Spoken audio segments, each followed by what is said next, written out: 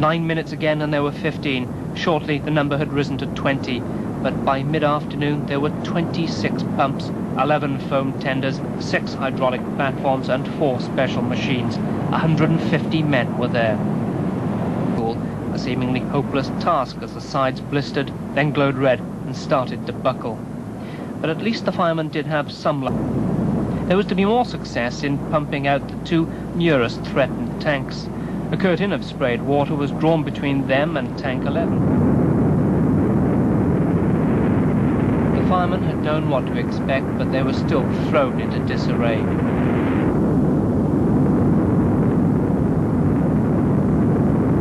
For most people around the haven, it was an astounding and frightening spectacle. Few oilmen and firefighters in Britain have seen a boilover, but the danger was still all too apparent. A year before, there had been a boilover during a refinery fire in Caracas in Venezuela. At least 160 people died. 40 of them were fire officers, but many more were volunteers or spectators. 60 vehicles, including all the firefighting appliances, were simply annihilated. A wave of oil inundated another tank and flowed into the sea. It almost reached a power station. So at Milford Haven, there was great caution. Only necessary personnel were allowed anywhere near the tanks. Spectators stayed outside the boundaries, and luckily few houses were nearby. Evacuation plans had been drawn up, but were never put into effect. This is the fire service's own record of the second boilover. It's taken from a considerable distance.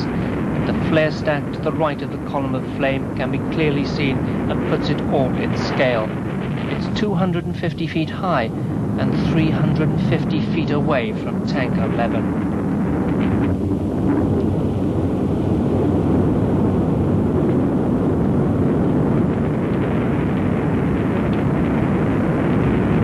This second boilover at 210 was less severe than the first, but there was still extensive damage.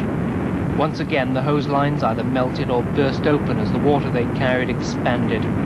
Fires broke out on the 2 neighbouring tanks as their water curtains had been punctured by the damage to the hoses. The thermal cladding on both tanks caught fire in a number of places, and Tank 609 itself buckled and split open.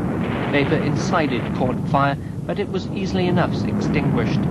It was to take 30 minutes to get everything back under control.